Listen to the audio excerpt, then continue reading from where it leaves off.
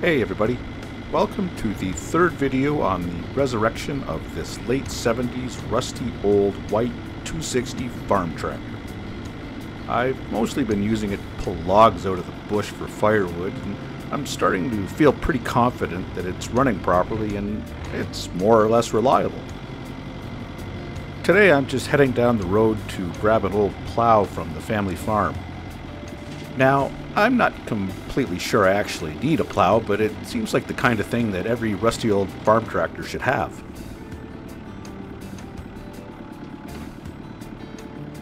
I really need to be completely upfront about something here. I don't want to, give anybody the wrong impression. I know nothing of plows. Nothing. This one has 3 furrows. It looks to be pretty heavy duty. And I know for sure that it's unbelievably rusty, but it's solid. If nothing else, it'll make some kind of cool yard art and, make it look like I know what I'm doing.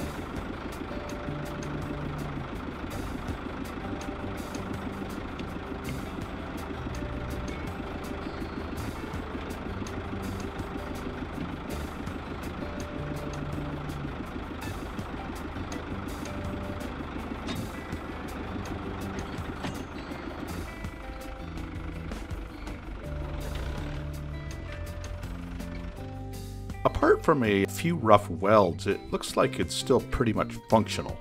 There's no bends or twists in the metal, and everything seems to be there.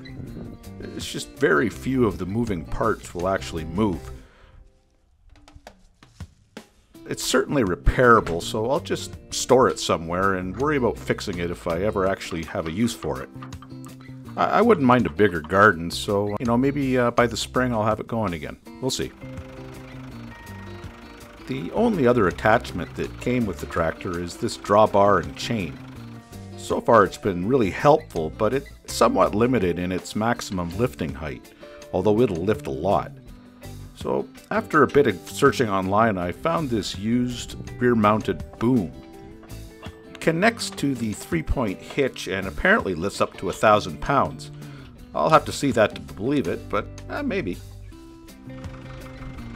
Still, I think it's going to be handy to have around, and when you see my next purchase, you'll also understand that I'm going to have some heavy things to move.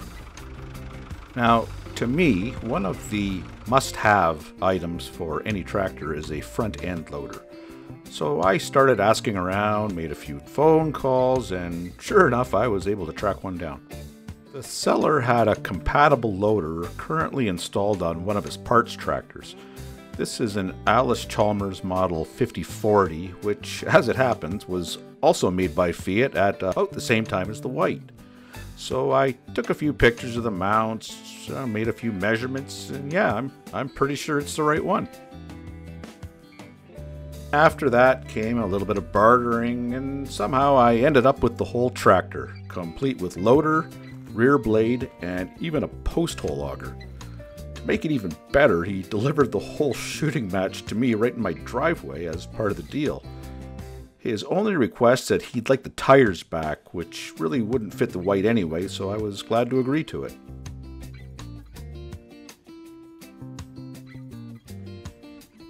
The first thing on my agenda is to get this tractor out of the driveway. I'm currently parking my car on the front lawn, and winter's coming and I don't want to have to do that, so this thing's got to go fairly soon. The loader's obviously not working, so I'm going to have to take it off before I can move it anywhere. I'm not really sure how much of the hydraulic system is going to be salvageable. I'm hoping the main pump, spooler, and the cylinders can be saved or at least rebuilt. There's really no hurry to get it working right away, so I can take my time to look it all over this winter and probably have it running for the spring.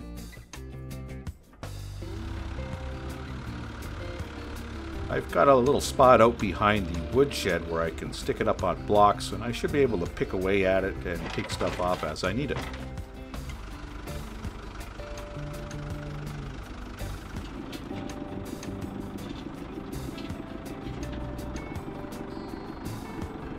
The drivetrain is completely seized and the rear tires won't turn at all.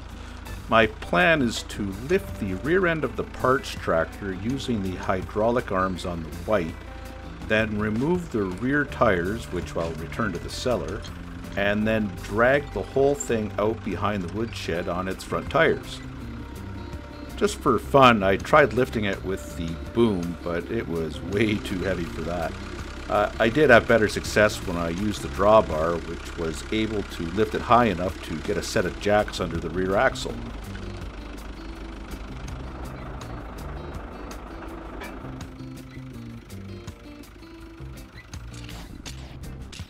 The tires came off relatively easily, and I'm astonished at how much they weigh.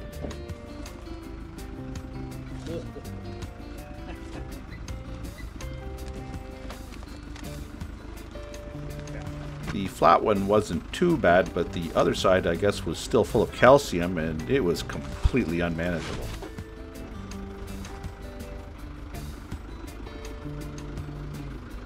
Thankfully, the boom was able to handle them pretty easily, otherwise I'd probably still have them sitting in the driveway.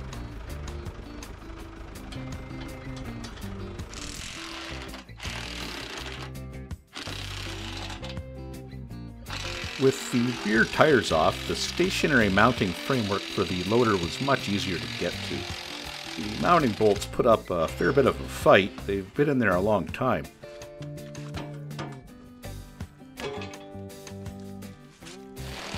I needed the breaker bar and pipe a few times, but eventually the impact gun was able to get them all out. Once again, the rear boom handled the heavier components beautifully.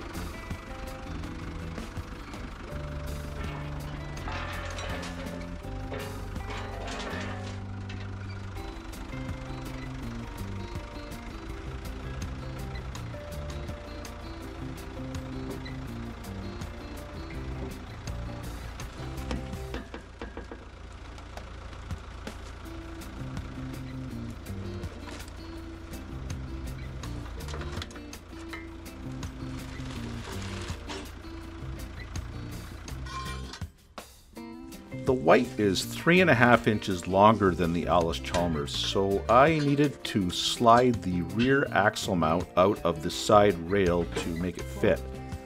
That connection is pretty rusty, so I've decided to take it completely apart and give it a cleanup before reassembling it. We had a couple of warm days in December, so I was able to test fit the loader mounts on the white before the snow started to fly. Since it had never had a loader mounted on it before, the holes in the cast iron were plugged with cork at the factory before being painted. They were really dry and came out pretty easily. The threads they were protecting were perfect. The mounts bolted in with no issues at all.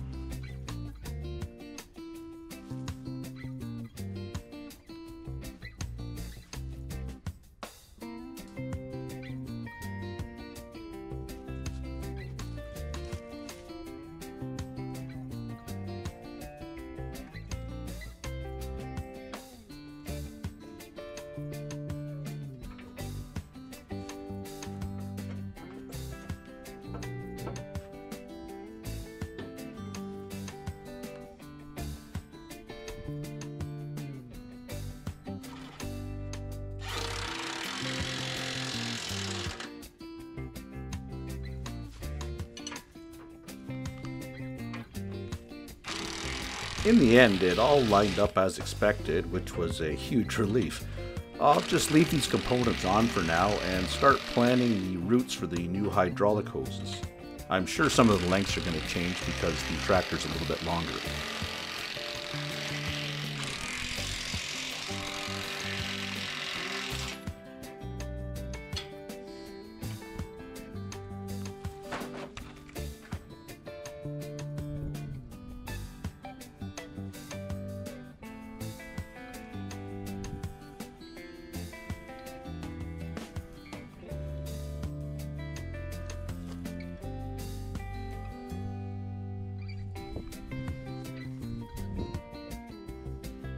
Okay, with that taken care of, there's only a few more things I'd like to button up before winter. I need to get these last 2 cylinders and a few rubber hoses off the loader arms and take them into my shop for inspection. These components are responsible for moving the bucket.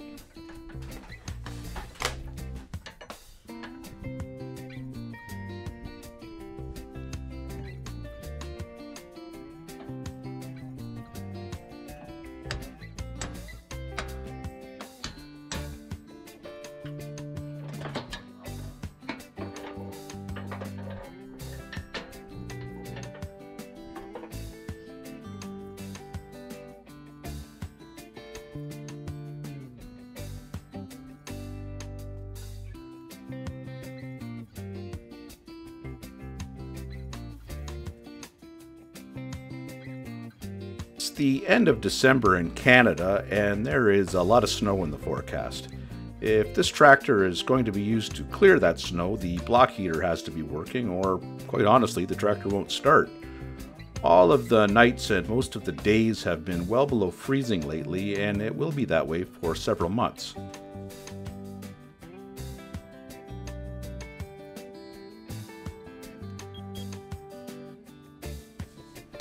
After being plugged in for only half an hour, the block is warmed considerably and the engine fires up with no hesitation.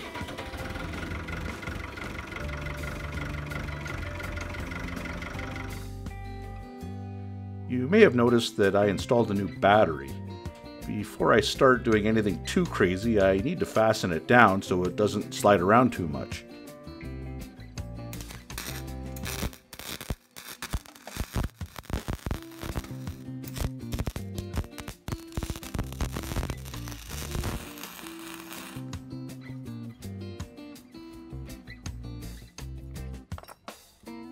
This hold-down bracket was fabricated from an old bed frame I had laying around.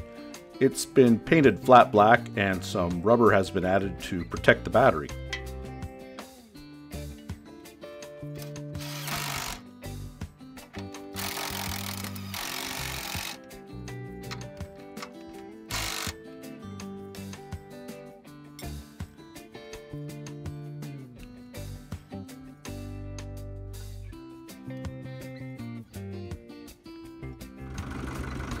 Another annoyance that I really want to deal with is this oil pressure light that's been coming on ever since I first got the tractor running.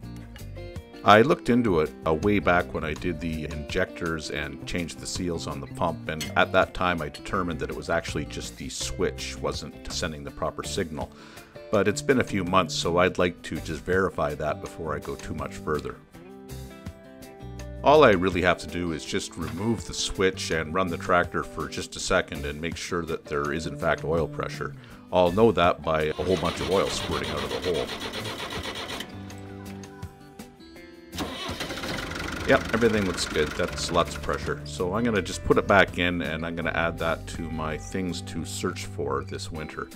When I checked it out at the local dealer, that little pressure switch was well over $100, which seems to me to be kind of ridiculous. This is the pressure switch from my parts tractor. I cleaned it up and it looks pretty good, but unfortunately it's a different thread. The last thing I want to do before winter sets in is to get the rear blade ready for pushing snow. The end plates need to come off so the snow can be pushed sideways. They're mostly used for leveling soil or gravel. This is going to be a lot better than shoveling, I'll tell you that.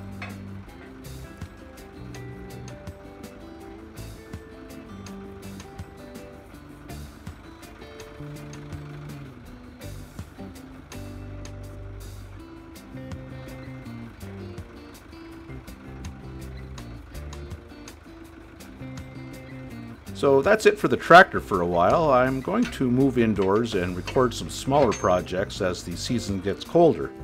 Please don't forget to subscribe, and thanks very much for watching.